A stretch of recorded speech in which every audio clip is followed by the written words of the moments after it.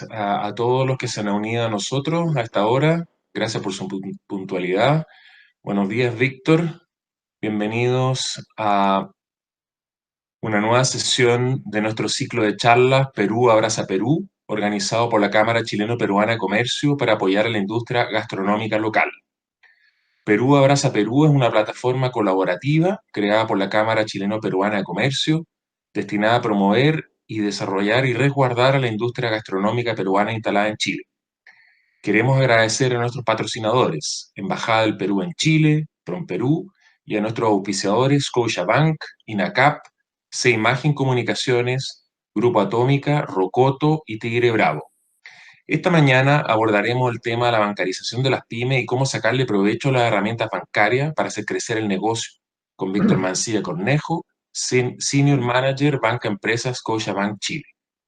Víctor Mancilla es ingeniero comercial de la Universidad de Santiago de Chile y tiene más de 20 años de experiencia en análisis de riesgo crediticio de empresas, evaluación de proyectos de inversión y toma de decisiones crediticias, así como también en la definición e implementación de estrategias y planes comerciales. Actualmente está dedicado a generar las iniciativas comerciales, la oferta de productos, servicios y propuestas de valor para los clientes de la banca empresa Scotiabank. Durante la exposición los invito a ir enviando sus preguntas por el chat, que responderemos al final de la presentación. También les recuerdo que la presentación de Víctor estará disponible para todo nuestro canal de YouTube a partir de esta tarde. Mandaremos los detalles. Los dejo entonces con Víctor Mancilla. Hola a todos, muy buenos días. ¿Me escuchan, cierto? Perfecto. Qué bueno. Primero que nada, muchas gracias por la invitación. Es un placer estar con ustedes hoy día. Gracias por escucharnos, por darnos la oportunidad de presentar y contarles un poco de qué se trata el rol de los bancos en general. Bueno, ustedes ya saben, yo trabajo en el Scotiabank, pero yo voy a hablar del banco en general. Lo que yo les voy a decir aplica tanto para Scotia como para cualquier otra institución financiera en Chile. Quisiera partir diciendo un poco el rol de los bancos. Los bancos hoy día son intermediarios financieros y eso se refiere a que, como ustedes saben, nosotros casi todos somos, o la gran mayoría somos clientes de los bancos hoy día. Y los bancos lo que hacen es intermediar entre los clientes que depositan sus cuentas, o sea, su dinero en sus cuentas corrientes, ¿cierto? Y aquellas personas que requieren de financiamiento. Y de ahí nace el rol o el objetivo de los bancos de que tienen que proteger los recursos no solo de los accionistas, no solo de los dueños de los bancos, sino que también de sus depositantes, de sus clientes, de sus ahorrantes, porque lo que hace el banco es tomar los depósitos de los clientes y prestárselo a aquellas empresas y personas que necesitan dinero para financiar sus proyectos o sus necesidades en general. ¿Ya? De ahí nace el concepto del riesgo crediticio y el mandato de la superintendencia de la actual CMF, ¿cierto? La Comisión para el Mercado Financiero, de que los bancos deben necesariamente cuidar los depósitos y recursos de sus clientes y por lo tanto a veces nos ha tocado, ¿cierto?, estar en las dos caras de la moneda, ¿cierto? Cuando el banco, algunas veces los bancos dicen, sí, perfecto, vamos con tu negocio, vamos contigo, pero también hay algunos casos en que el banco, cuando considera que el riesgo de un cliente es superior al normal, eventualmente nos podría decir que en esta oportunidad y en estas condiciones, y es importante lo que recalco yo, porque en esas condiciones a veces los bancos también podrían decidir no acompañar a los clientes en ciertos negocios o en ciertas solicitudes de financiamiento. ¿Ya? Bueno, habiendo dicho eso y explicándoles por qué a veces los bancos dicen que sí y por qué a veces dicen que no, yo quiero focalizar mi presentación precisamente en darles algunos tips, algunas ideas de cómo yo debo preparar mi empresa en las distintas etapas de crecimiento para tener mejores oportunidades de que los bancos sean socios financieros míos, de que me financien, me acompañen en mi proceso de crecimiento y en mi proceso de inversión y podamos ser socios y hacer negocios de manera conjunta. ¿Ya? Eh, por lo tanto, ¿cierto? La primera etapa, quiero exponerles un poco cuáles son los desafíos en las distintas etapas del ciclo de vida de las empresas. Luego, cuáles son los retos que tienen los distintos empresarios a la hora de financiarse. ¿qué es lo que miran los bancos? O sea, ¿qué es lo que cómo me tengo que presentar frente a un banco? Y aquí les voy a dar algunos tips de qué es lo que yo tengo que estar preparado y verificar antes de ir a presentarme frente a un banco, ¿cierto? Y también darles algunos tips de cómo yo hacer más eficiente y efectivo mi estructura de financiamiento de tal manera de no caerme en el intento, ¿cierto? Eh, yo les quiero contar de que en general las empresas o los negocios, y eso ustedes a lo mejor lo saben mejor que yo porque ustedes son empresarios, ¿cierto? Las empresas o los negocios a veces son súper buenos negocios, son negocios súper rentables, pero se caen o quiebran o no pueden prosperar por malas decisiones financieras, en el sentido de que descalzan sus ingresos con sus egresos y por lo tanto generan problemas de liquidez y terminan finalmente afectando la capacidad de pago de la empresa y por lo tanto el cierre de sus créditos, sus proveedores y la pérdida de sus clientes. ¿Ya? Em, ¿Cuáles son los principales desafíos que enfrentan hoy día las pequeñas y medianas empresas? Eh, Primero que nada, generar una rentabilidad que permita mantener un adecuado nivel de vida con su familia.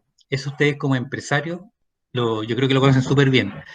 Eh, el principal rol de un empresario, ¿cierto?, es poder generar los recursos que me permitan mantener un adecuado nivel de vida para mí, mis hijos, mi familia, ¿cierto?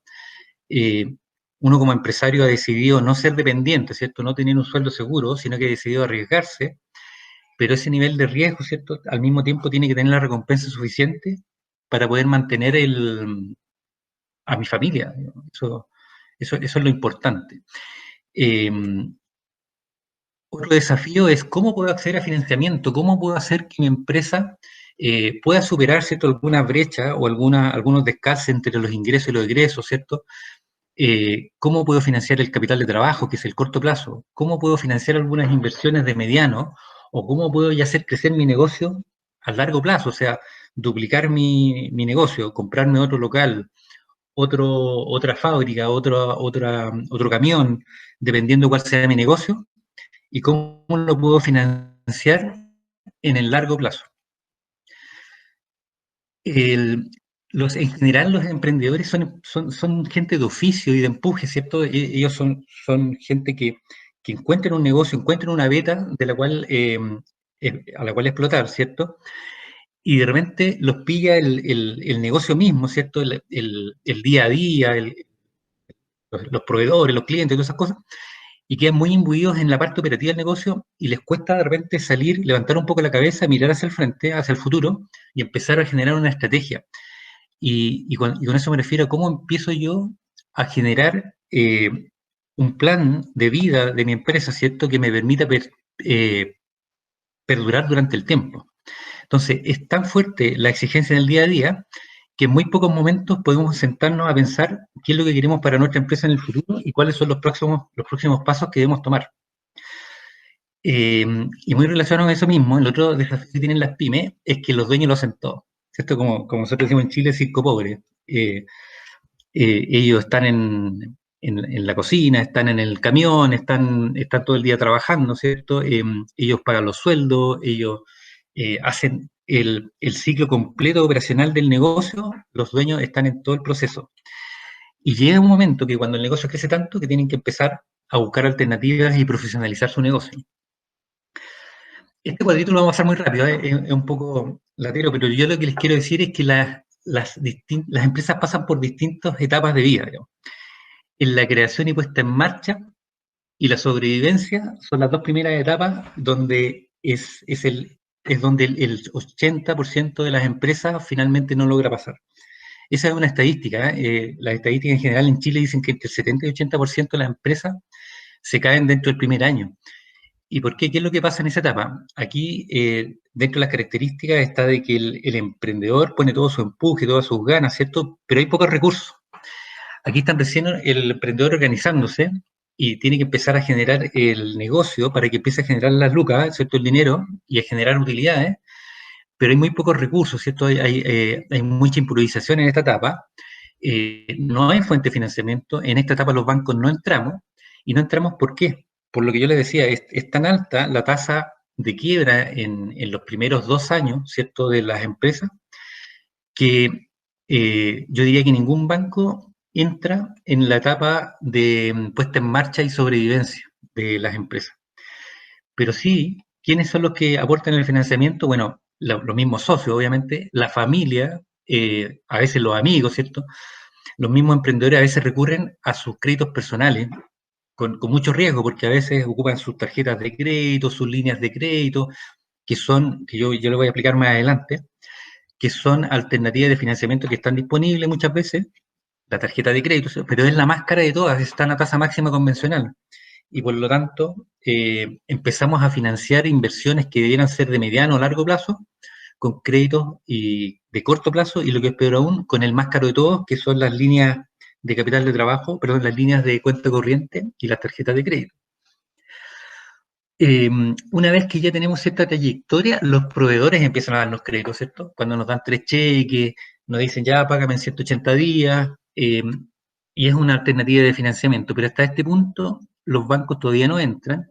Existen algunas instituciones que son empresas o fundaciones o corporaciones dedicadas al emprendimiento en Chile, que son capitales ángeles, se llaman, o capitales de riesgo, donde la verdad es que los financiamientos que entregan son súper pequeños, pero que permiten un alivio, digamos, y permiten a los emprendedores eh, pasar esta primera etapa.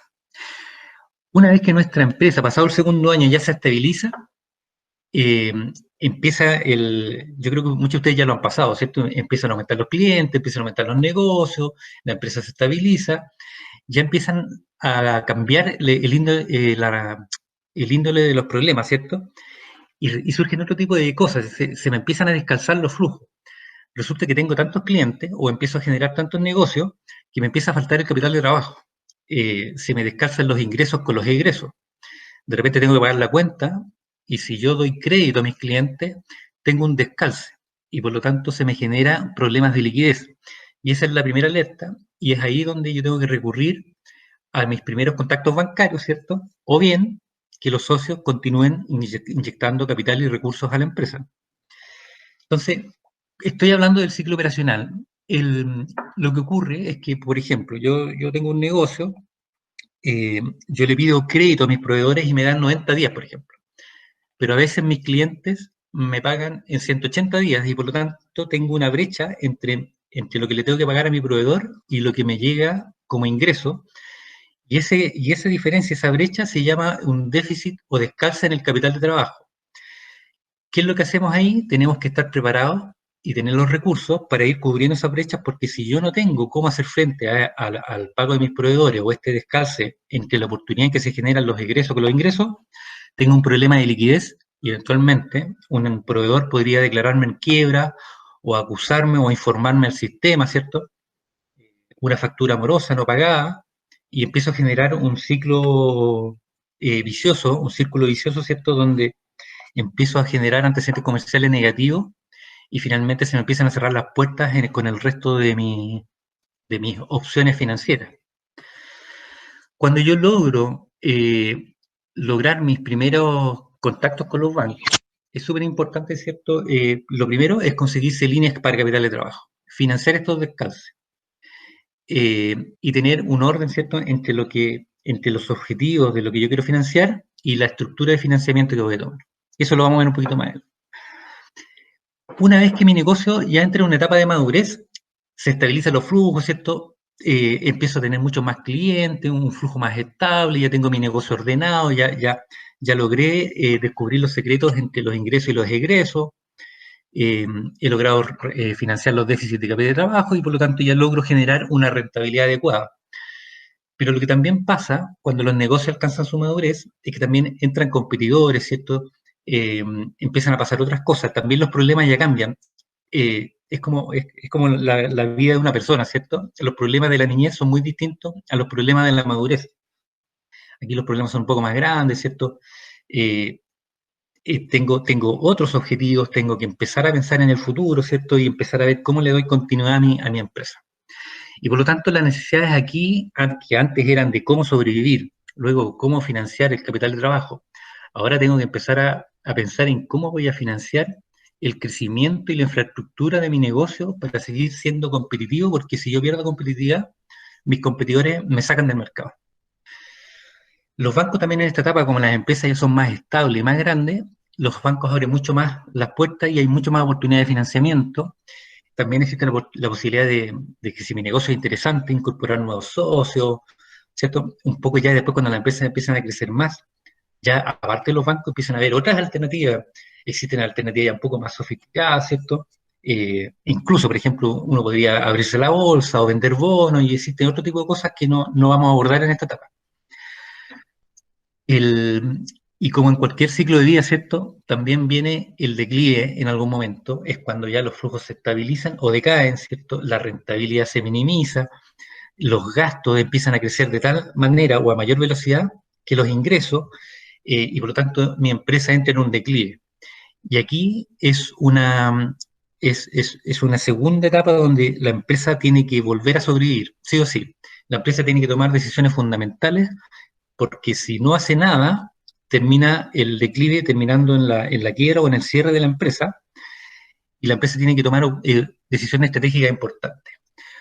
Me profesionalizo, crezco, qué negocios, qué otros mercados, qué otros productos, qué otras cosas tengo que buscar, cómo puedo darle continuidad a la empresa y viabilidad a largo plazo, siempre teniendo presente de que la empresa tiene que ser rentable, ¿cierto? Tiene que seguir manteniendo el negocio y la exigencia de sus dueños. Se abren oportunidades también del comercio internacional. Puedo extenderme a otras regiones dentro del país, pero también puedo extender mis actividades hacia el exterior. Y como les decía, aparecen otras opciones más sofisticadas. ¿Ya? Ahora, volvemos a pensar en una etapa ya más pequeña, en las primeras etapas de la vida, ¿cierto? Del ciclo de vida. ¿Cuáles son los principales retos que tienen estas empresas? Primero, es que las empresas no tienen información, no saben cómo entregar información a los bancos para que los bancos puedan tomar una decisión. No logran detectar las necesidades a tiempo, no conocen esto que yo les decía yo de que tengo que primero abordar mi problema de capital de trabajo, mi desfase de caja, y luego las oportunidades de inversión y crecimiento. Tengo que buscar la alternativa de financiamiento más eficiente. Por ejemplo, yo no puedo comprarme un camión con un tarjetazo de la línea, con un tarjetazo de la tarjeta de crédito o con la línea de crédito, porque son opciones que son súper caras. O sea, hay alternativas que son más eficientes y más baratas, eh, y tengo que ser inteligente en hacerlo. Yo tengo que, hay un principio financiero que dice que todos los bienes de capital que van a durar por mucho tiempo en la empresa y que generan flujo en el largo plazo, tienen que ser financiados con largo plazo. Y las necesidades puntuales tienen que ser, las puntuales o de corto plazo, tienen que ser financiadas con créditos de corto plazo, y con eso también mantenemos un equilibrio. Pero si yo empiezo a hacer inversiones y lo financio con créditos de corto plazo, es el peor error y es uno de los factores más comunes que llegan a la falta de liquidez de la empresa y finalmente a la quiebra. ¿Ya?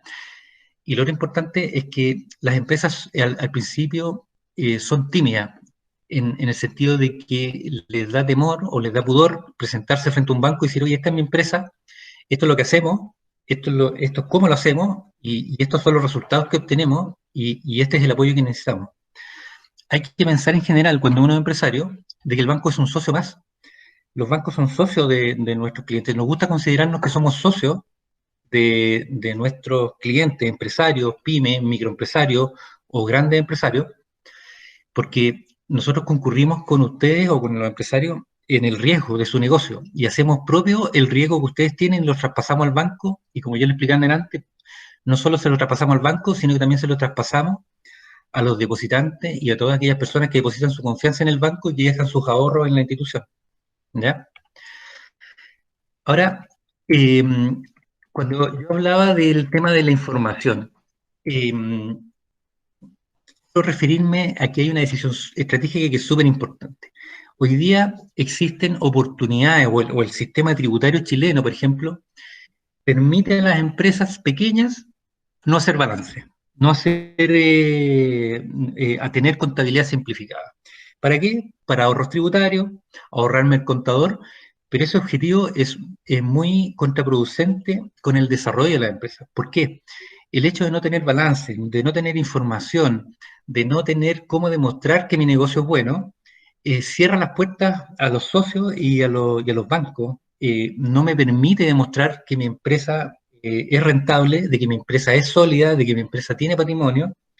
Eh, por lo tanto, es una decisión súper estratégica y en mi recomendación, yo creo que es súper importante que ustedes desde un principio tomen la decisión de formalizar la contabilidad y las finanzas de su empresa y no optar por estos regímenes tributarios simplificados, donde, claro, tienen un beneficio de corto plazo donde me ahorro, ¿cierto?, el contador y me ahorro unos pocos impuestos, pero me impiden acceder a fuentes de financiamiento formales. Entonces, eso es súper clave. ¿Y por qué es clave también? No solo desde el punto de vista del banco, es clave también porque la información contable y financiera les permite a ustedes tomar decisiones financieras respecto de su propio negocio. O sea, las empresas pequeñas al principio es súper fácil llevarla en un cuaderno, ¿cierto? Aquí el dueño de la empresa lleva en un cuaderno anotadito todas las cosas, pero en la medida que la empresa va creciendo, necesariamente se requieren de sistemas más sofisticados de contabilidad, de información, de seguimiento. Ustedes van a ver cuando van a ver una gran empresa, se van a encontrar con que tienen equipos de contadores, tienen sistemas informáticos, sistemas SAP, donde ellos ven al minuto y en tiempo real cómo van evolucionando sus ventas, si sus ventas suben, bajan, en qué negocio, en qué producto, cómo van los costos, dónde puedo hacer eficiencia. Entonces, el tema de la información es clave, no solo para el financiamiento, porque ¿qué es lo que nos ocurre? Nos llegan muchas veces clientes que por una decisión estratégica errónea han optado por simplificar su contabilidad, no hacer balance, no presentar nada.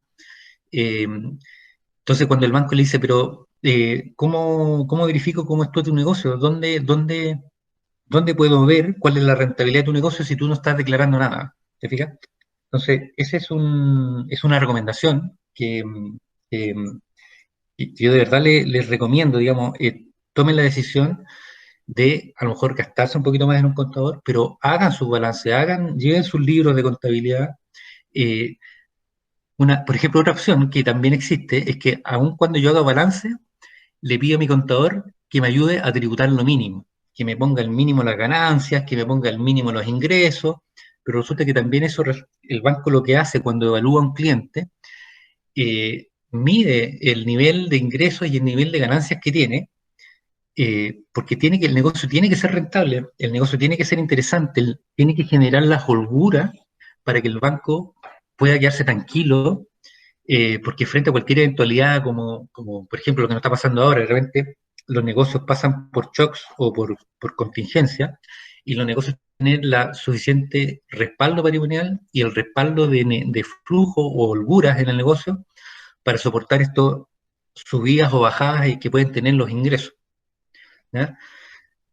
Perdón por ser tan majadero en este punto, pero lo considero que es súper importante.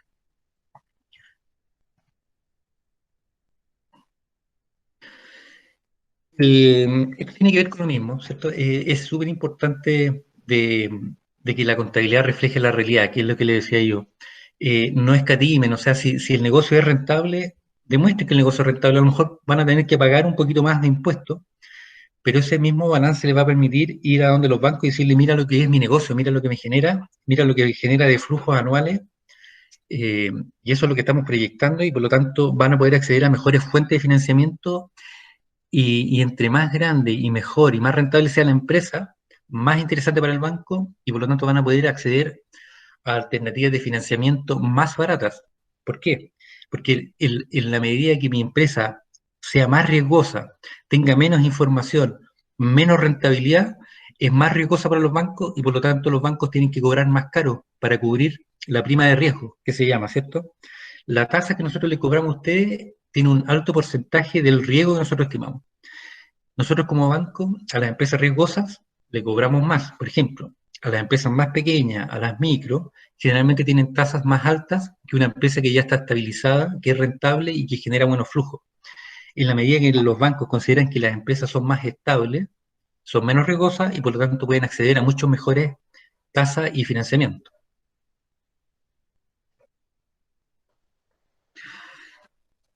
Esto también lo considero importante. Eh, me escuchan, ¿cierto?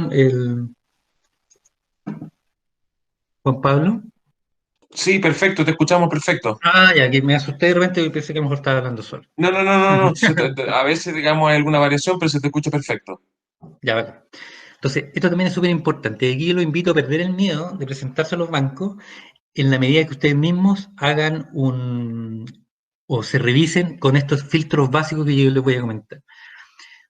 Lo voy a comentar desde el punto de vista del banco. Entonces, por ejemplo, yo soy Víctor Mancilla, soy ejecutivo del Banco Scotiabank, se me sienta un cliente en el escritorio y le digo, estimado Juan Pablo, por favor, deme su RUT, ¿cierto? Que es lo primero que a uno le piden. Y uno, ¿qué es lo que hace? Es consultar, ¿cierto?, las fuentes de información disponibles, como DICOM, SINACOF, ¿cierto?, el boletín comercial. Y con eso me refiero al primer punto, la moralidad, el comportamiento histórico. Si yo veo que el cliente que se sienta al frente tiene protestos, tiene antecedentes comerciales, no le ha pagado Falabella, no le ha pagado otro banco, yo le digo, estimado cliente, mire, muchas gracias por acercarse a nosotros, pero la verdad es que nosotros pasamos, ¿cierto? Entonces, la moralidad es súper importante, no solo mantenerla históricamente, sino que también porque nosotros sabemos que en las pymes es común de repente tener descalce y atrasarse un poco, pero tiene que ver también con el esfuerzo que hace el cliente para ordenar esas situaciones y regularizarlas rápidamente. Nosotros tenemos holgura, o sea, aceptamos de repente que exista algún evento histórico moroso, pero que esté regularizado, eso, hay holgura, ¿cierto? Hay ciertos parámetros que nosotros manejamos pero si el cliente consistentemente está en mora, consistentemente tiene protesto, consistentemente tiene impago, la verdad es que ese es un tema que tengo que cuidar antes de presentarme a los bancos. Eh, por ejemplo, si yo tengo eso, tengo un antecedente comercial negativo, la única alternativa de financiamiento que tengo son estas, entre comillas, organizaciones de financiamiento informales, ¿cierto? Y que son súper caras y que son incluso a veces hasta peligrosas, porque los bancos con esos antecedentes no atienden, ¿cierto? El segundo tema importante es lo que yo les decía. Yo tengo que demostrar de que mi empresa tiene la capacidad de pago. La empresa genera las ventas, menos los costos, menos los egresos, los gastos de administración y venta. Eh, todo ese flujo tiene que dejarle al emprendedor un flujo libre de caja que le permita no solo pagar sus deudas o las cuotas o los intereses, ¿cierto?, de sus obligaciones, sino que también permitirle cierta holgura que le permita vivir bien. Por ejemplo, hay negocios donde la plata que gana la empresa se va todo en pagar carga financiera y no le queda holgura al socio para hacer su retiro o hacer ¿cómo se llama? Pagarse su sueldo.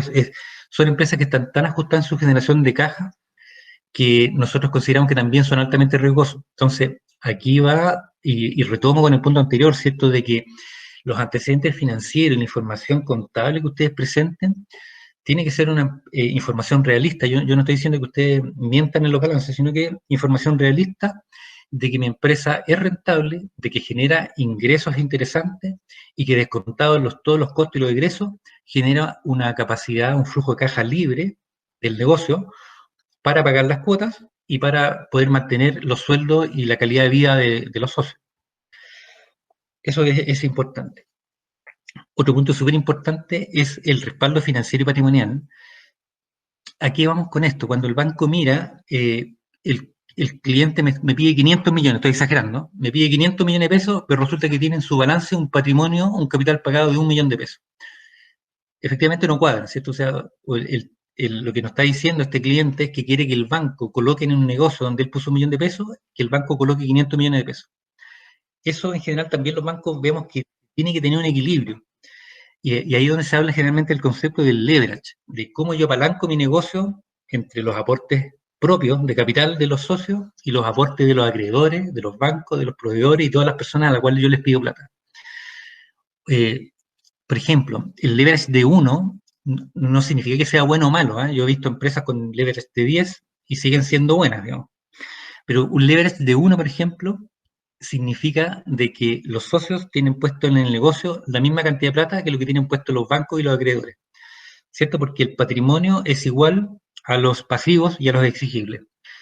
Entonces, cualquier leverage mayor que 1 significa que los acreedores y los bancos están poniendo más plata en el negocio que los mismos socios. Entonces, eso también es importante, que cuando ustedes vayan a pedir un negocio al banco, deben también tener y reflejar en sus balances, porque también nos pasa de que las ganancias de los negocios salen del negocio, ¿cierto? Las ganancias salen y salen y salen y se van a otras partes, se van al patrimonio del socio, ¿cierto? Se gasta, se reparte entre la familia y no se capitaliza nunca. Y ahí también otra recomendación, en la medida que las empresas logran generar rentabilidad y utilidad y excedentes, parte de esos excedentes necesariamente, o es recomendable de que parte importante de esos excedentes también vayan siendo capitalizados dentro de la empresa, de tal manera de que en algún momento la empresa logre demostrar un nivel patrimonial un poquito más sólido y me permita acceder a mayores niveles de financiamiento. Entonces, vuelvo al ejemplo, pero ahora al revés. Si yo voy a pedir 100 millones de pesos y tengo un patrimonio de 100 o de 200 o 300, al banco le va a cuadrar, porque si, mira, este cliente me está pidiendo plata, pero está súper bien porque está dentro, o sea, su nivel patrimonial y respaldo financiero es importante y es sólido, ¿ya?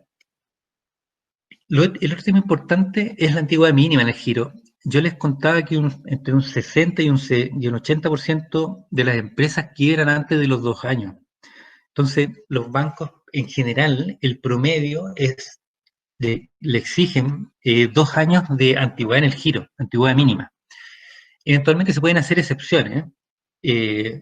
Estoy hablando de crédito, porque si ustedes lo que me piden es solamente una cuenta corriente, con un plan básico o una cosa o una cuenta corriente monoproducto, claro, ahí es un poco más flexible, va a 6 meses de antigüedad mínima hacia arriba para poder acceder a una cuenta corriente. Pero si yo ya quiero que el banco me financie y me preste plata, la antigüedad mínima en el giro ya parte desde los 18 meses hacia arriba, digamos. Generalmente te piden 2, pero a veces también hay excepciones, dependiendo de las características del cliente. ¿Ya? Y lo otro, como le decía, y vuelvo a ser majadero con esto, la información contable y financiera del negocio. O sea, yo tengo que poder ver la cifra del negocio y no me basta con un flujo que ustedes me entreguen en un Excel o en una hoja. Los bancos valoran de que esos ingresos o esos balances estén también informados al servicio de impuesto interno. Porque nosotros asumimos que si el cliente lo está informando al servicio de impuesto interno es porque es real, es porque el servicio de impuesto interno también lo ha validado y por lo tanto le da validez a la información financiera de la empresa. Entonces, si ustedes, por ejemplo, me mandan un balance o un flujo donde ustedes dicen que ganan 100 millones de pesos mensuales, pero al servicio de impuesto interno ustedes le dicen que ustedes en realidad ganan 10 millones de pesos al año, esa inconsistencia los bancos las miran. Entonces, hay que ser consistente entre lo que le informamos al servicio de impuesto interno y lo que le informamos a los bancos. Los bancos trabajamos muy, muy en línea con ir validando la información tributaria y financiera que sea consistente. ¿Ya? Y dentro de todas estas variables, le vuelvo a insistir, la moralidad, ¿cierto? La capacidad de pago, el respaldo financiero y patrimonial, la antigüedad en el giro básica, eh, el respaldo financiero y patrimonial, dentro de toda la capacidad de pago fundamental. ¿Por qué? Y vuelvo al punto que les dije al origen, los bancos, la plata que les pasamos a los clientes es la plata que nuestros depositantes nos dejan en las cuentas corrientes. Entonces tenemos un rol ahí y, y, y el primer análisis que hacemos es, o la pregunta que nos hacemos, ¿este cliente será capaz de devolvernos la plata en las condiciones pactadas en el plazo que él nos indicó? Entonces, esa es la pregunta fundamental. Eh, a veces existen negocios en los cuales a lo mejor el riesgo del cliente es un poco elevado y eventualmente el banco también podría pedir garantía. Nosotros en general no hacemos negocios solo por la garantía, la capacidad de pago siempre debe estar. ¿Y eso por qué? Porque a veces me ha pasado de clientes que dicen, oye, pero yo te tengo una tremenda garantía. Sí, pero la verdad es que nuestro negocio no es ejecutar la garantía de los clientes, porque somos muy malos en eso, ¿no? Aunque ustedes no lo crean, los bancos cuando un cliente no paga, por ejemplo, un crédito hipotecario de su vivienda, es una pena para nosotros y es un tremendo gasto y es un riesgo gigante y van de medio del banco y de los clientes. Entonces no es una cosa que a nosotros nos guste, nosotros no prestamos plata por garantía. La capacidad de pago es fundamental. La garantía es solo un resguardo, es cuando consideramos que a lo mejor existen riesgos comerciales, operacionales o financieros que nos obligan a tener un resguardo adicional en caso de, pero no es no implica la decisión de operar o no con un cliente. Ahora voy a entrar un poco a lo que son las fuentes de financiamiento. Bueno, las principales fuentes de financiamiento, las primeras, ¿cierto?, parten por el capital de los socios, ¿cierto? Las utilidades que yo les decía que ustedes tienen que ir capitalizando dentro del balance. A veces hay algunas instituciones que aportan capital de riesgo, ¿cierto? Estas instituciones ángeles le llaman, que aportan capital. La Corfo tiene algunos programas para startups y algunas iniciativas para clientes emprendedores que eventualmente hacen aportes de capital, que son menores, pero que algo aportan. Y por otra parte, ya está el lado de los pasivos, que son las instituciones financieras y los proveedores. El factoring, que es una alternativa para los clientes que tienen clientes grandes, ¿cierto? O sea, cuando yo le presto servicios a Walmart, a Cencosud, ¿cierto? Esa factura uno la puede descontar en los bancos, ¿cierto? Y los bancos te la anticipan, ¿cierto? En vez de cobrarla en 180 días o en 90 días, lo que sea la factura, los clientes pueden hacer líquida la factura inmediatamente. El leasing, que es una alternativa también tributaria súper interesante para efectos de hacer inversiones de mediano y largo plazo, y obviamente están las líneas y créditos bancarios. ¿Ya? Aquí lo que yo les quiero decir es que existe un producto para cada necesidad. Por ejemplo, yo hablaba delante de la liquidez del negocio, del déficit de capital de trabajo, del descalce entre mi ingreso y mi egreso. Yo los tengo que financiar con créditos de corto plazo, ¿cierto? La línea y la tarjeta de crédito solo para uso eventual y emergencia. No se recomienda mantener la línea y la tarjeta ocupada de manera continua porque es la tasa más cara y esta tasa máxima convencional. La tasa máxima convencional es un concepto normativo chileno, ¿cierto? Donde se define cuál es la tasa máxima que están obligados a cobrar las instituciones financieras formales, ¿cierto? Los créditos para capital de trabajo son más interesantes. La tasa va a depender del riesgo de la empresa, ¿cierto? Del tamaño, de la trayectoria. Eso generalmente los bancos lo van... Siempre cuando los bancos dicen cuál es el precio adecuado para cada cliente, tiene que ver con la trayectoria de la empresa, su tamaño, su riesgo relativo, el sector, y se otorga una tasa que va muy de la mano con el riesgo, ¿cierto? Una tasa que cubra el riesgo del cliente. Bueno, y hay créditos comerciales en cuotas y factoring, que es lo que yo les comentaba, que sirve para ir haciendo líquida la factura de sus clientes. Una factura que está a 180 días, yo la puedo hacer líquida hoy día con un porcentaje de descuento, ¿cierto?, en los bancos. El financiamiento de mediano y largo plazo, cuando yo quiero financiar inversiones, renovación de equipo, máquinas, vehículos, hablemos de mediano plazo, están los créditos comerciales en cuota de mediano a largo plazo y están los leasing y los leaseback, ¿cierto? Yo les comenté antes que las inversiones de corto, de largo plazo y de mediano plazo no se recomienda que sean financiadas con crédito de corto.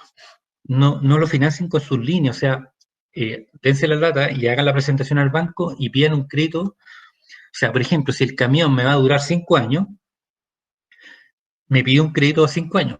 ¿Se entiende? Pero si yo financio un camión que me va a generar flujo durante 5 años,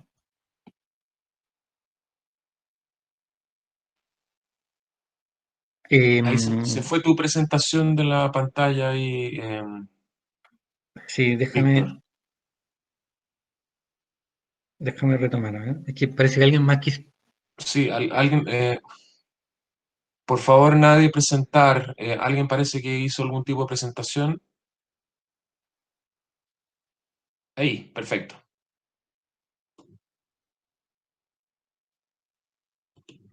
Ahí Ahora se ve está bien, Víctor, ¿cierto? ¿eh? Sí. Ya, vale. Entonces, estamos hablando de que del camión. El ejemplo del camión, de que si el camión me va a generar flujo durante 5 años, tengo que financiarlo con un crédito equivalente a 5 años, no con el de corto plazo, porque no voy a alcanzar a generar los flujos para pagar el crédito con un crédito de corto, con la línea, con la tarjeta. De parte que va a salir súper caro. Hay coberturas estatales también. La Corfo, el FOGAPE, el FOGAIN, el Proinversión, son garantías estatales que es re fácil acceder. Lo único que necesitan es acercarse a un banco, solicitar la asesoría de un ejecutivo, del ejecutivo adecuado, porque el otro error que cometen las empresas es ir a donde su ejecutivo banca persona.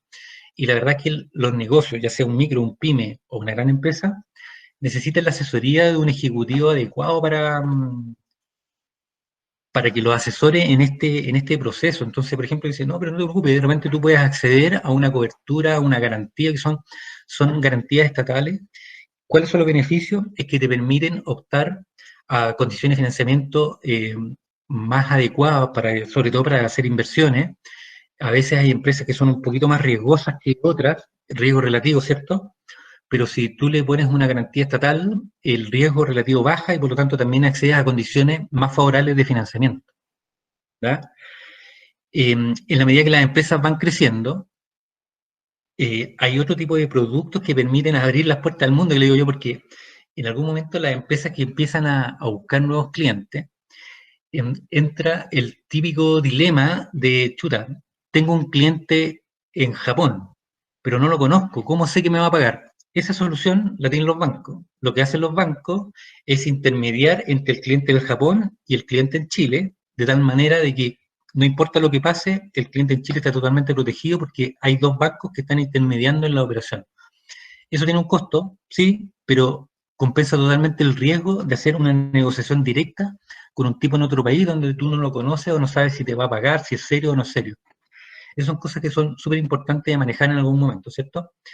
En el caso este que le decía yo, que cuando uno tiene un cliente afuera y que no lo conoce, lo que hacen los bancos es intermediar. Entonces, yo, cliente en Chile, voy al banco y le dice quiero hacer negocios con tal persona en Japón. Dicen, no se preocupe, nosotros tenemos bancos corresponsales en Japón, se toman los contactos, ¿cierto? Y el pago se realiza solamente cuando la importación, por ejemplo, llega a Chile, usted dice, ya, ok, señores, escuchan, llegó la mercadería, páguela al señor en Japón. El señor en Japón se paga y se cierra el negocio de manera totalmente segura para todos, ¿cierto? Entonces, eso da seguridad y permite, ¿cierto?, los negocios internacionales en el, sean más seguros y más serios, digamos. Bueno, también el banco tiene productos de inversión, ¿cierto? A veces cuando los negocios tienen excedentes es importante ahorrarlo y no dejarlo debajo del colchón, invertirlo de manera inteligente. ¿A qué me refiero con eso? Por ejemplo, uno podría cometer un error y meter los excedentes de la empresa en un fondo mutuo de largo plazo. Y resulta que el día de mañana tengo una contingencia y necesito el dinero y tengo que sacarlo ahora, pero resulta que como el producto que elegí es de largo plazo, tengo un tremendo castigo al tratar de liquidarlo hoy día y lo tengo que vender el instrumento con menor dinero y por lo tanto pierdo plata. Entonces, la idea también aquí es que si voy a invertir, sea con una asesoría experta, ¿cierto? No solo en el tema del riesgo de la inversión, hay inversiones más riesgosas pero más rentables y otras menos riesgosas pero menos rentables, ¿cierto? Y también tiene que ver con el plazo, o sea, esta plata, ¿cuándo estimo que la voy a necesitar? Si la voy a necesitar pronto, tengo que buscar instrumentos de corto plazo. Si tengo holgura y no tengo necesidad de ocuparla pronto, a lo mejor puedo optar por instrumentos de más largo plazo. Y también tenemos servicios que facilitan la gestión de las empresas, en el sentido de la cuenta corriente, es el servicio fundamental, ¿cierto? Poder recopilar o recaudar los fondos de nuestros clientes y de nuestros proveedores, ¿cierto? El pago y recaudación, pero nosotros sobre esa cuenta a veces también prestamos servicios que son súper interesantes y que facilitan la vida de la empresa. El más fácil y más común de todos es el POS, ¿cierto? Esta maquinita donde en vez de manejar efectivo en el negocio, ¿cierto? El cliente pasa su tarjeta por la maquinita y se te deposita automáticamente en la cuenta. Es el famoso servicio de POS, el servicio de cash management, que nosotros le llamamos. También permite el pago automático de cuenta y todos los servicios de banco electrónica que permite profesionalizar su negocio, ¿cierto? Si yo tengo 2 locales, 3 locales, 4 locales y a medida que voy creciendo, necesito necesariamente tener sistemas de recaudación y pago que me permitan profesionalizar mi empresa, porque si no, se me pierde la plata en el camino y ustedes conocen mejor que yo los riesgos de manejar el efectivo en la caja del negocio. Eh, creo que me pasé un poco la hora, pero para terminar, ¿cierto? Siempre hay que buscar al ejecutivo bancario adecuado que te asesore, ¿cierto? Que sepa identificar la necesidad de tu negocio y entregarte el producto adecuado. No renunciar a contar con información financiera, contable y financiera de calidad, que es vital para administrar el negocio, pero también de cara a pedir y a buscar socios y a pedir financiamiento, ¿cierto? Eh, Hay que ser capaz de analizar los ratios básicos de mi negocio y para eso también necesito información contable de calidad que me permiten ver si mi empresa es rentable, es sólida, cómo está pues, financieramente, cómo está patrimonialmente, ¿cierto? Y buscar la mejor alternativa de financiamiento según la necesidad y ciclo de vida de mi negocio es fundamental, ¿cierto? Y otra cosa que me faltó acá es perderle el miedo a presentarse al banco. eh, y para eso yo le entregué los tips, ¿cierto? Que era el tener los antecedentes comerciales limpios, la moralidad, ¿cierto? Que yo le señalaba, tener la información adecuada, la solicitud tiene que ser razonable con la situación financiera y patrimonial que tengo, etcétera, etcétera. Así que, eh, Juan Pablo, muchas gracias a todos los asistentes y los que nos escucharon hoy día. Y Eh, bueno, muchas gracias, Víctor, por esta didáctica presentación de realmente cómo los bancos pueden apalancar el negocio y cómo, desde una perspectiva particularmente de los distintos ciclos de la empresa, digamos, cómo sacarle provecho a la herramienta. Les recordamos que pueden ir haciendo sus preguntas por el chat. Bueno, yo tengo algunas preguntas como para iniciar. Eh, Entiendo, digamos, y me gustaría que lo corroboraras, que la ruta lógica de relacionamiento con un banco pasa necesariamente o es mejor que así sea por la apertura de una cuenta corriente. no necesariamente, pero sí, la cuenta corriente es el riel principal por donde corren todos los demás productos que tocan los bancos, ¿no? Es el producto más básico. A partir de la cuenta corriente, luego se suman la línea en la cuenta corriente, la tarjeta de crédito, los servicios de cash management que yo les explicaba recién. Luego se incorporan los créditos en cuota, los créditos de capital de trabajo, etcétera, etcétera. El banco siempre les va a pedir que idealmente tengan la cuenta corriente del banco. Eso Perfecto. es así. Y ya, y el tema de, porque también en general, bueno, hablo el promedio de las personas y me incluyo, digamos, uno tiene poco conocimiento muchas veces, a pesar de que está en la teoría, uno sabe que hay distintos productos. También la vía recomendable es con el ejecutivo personal de banca persona para derivar y en eso los bancos cumplen una función de tener un asesoramiento o derivación efectivo. A mí me gusta pensar que sí, ¿eh? A mí me gusta pensar que sí. Yo creo que uno tiene que diferenciar. Uno puede seguir con su ejecutivo banca persona para las necesidades personales, o sea, para el crédito de consumo, para el crédito de vivienda, mientras eso sea así. Pero en algún momento tengo que pedirle a mi ejecutivo banca persona que me derive con un ejecutivo pyme o microempresa, dependiendo de mi empresa, ¿cierto? ¿Por qué? Porque el, voy a necesitar capital de trabajo, leasing, factoring, y son productos que eventualmente no se manejan. O sea, que si bien pueden estar disponibles, no se manejan con el mismo nivel de conocimiento y profundidad como se manejan con un ejecutivo especializado. Una vez que yo tomo contacto con un ejecutivo especializado, van a notar la diferencia. El ejecutivo los va a asesorar, los va a dar consejos, ¿cierto? Le va a indicar cuál es el producto más adecuado para sus necesidades, no solo para el negocio, sino que también para algunas alternativas tributarias. Y por lo tanto, es siempre recomendable tener un ejecutivo especialista para negocios. Perfecto. Y finalmente, bueno, invitamos, digamos, recuerdo que aprovechemos aquí la presencia de Víctor para hacer todas sus preguntas, a veces hay situaciones, digamos, particulares a partir de las cuales uno puede más o menos sacar consecuencias o lecciones generales.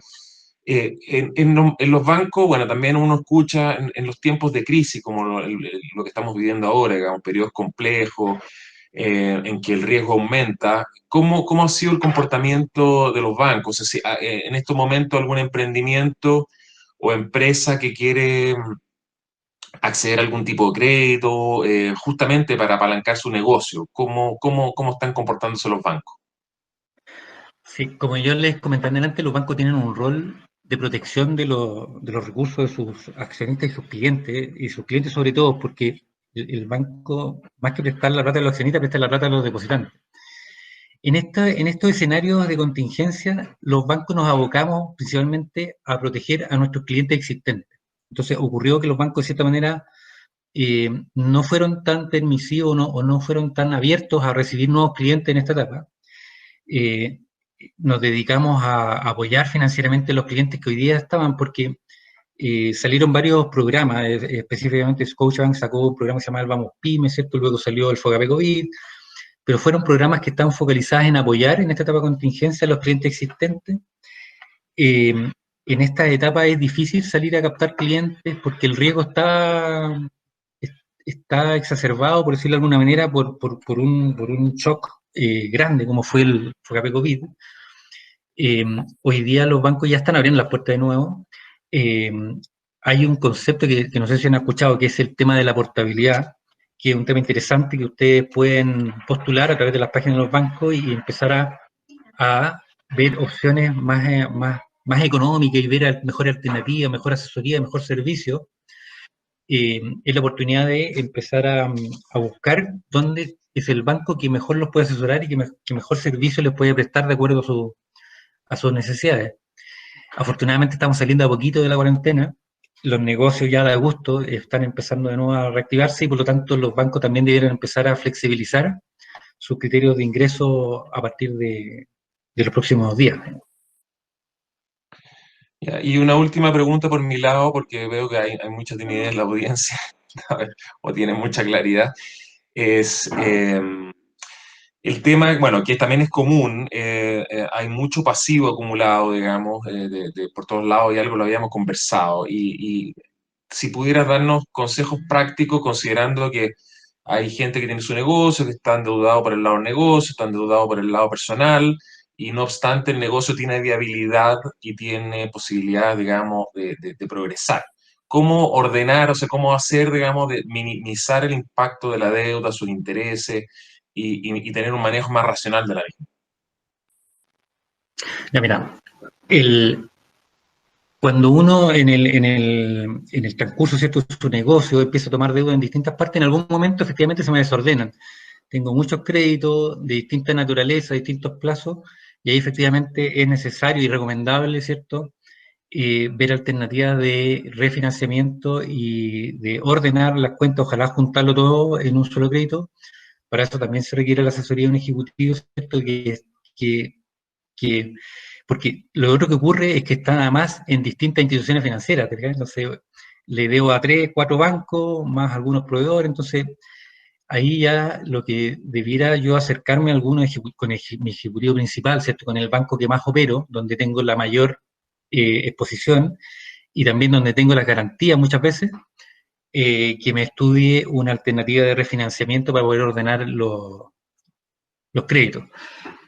Entonces, la recomendación ahí es ir donde su banco principal, ¿cierto? Si es Scotiabank, me tengo que ir donde mi ejecutivo y decir, mira, tengo la siguiente estructura. Tengo estos créditos con tales cuotas, los quiero ordenar de la siguiente manera y para eso tengo las siguientes alternativas o garantías o condiciones que me gustaría estudiar.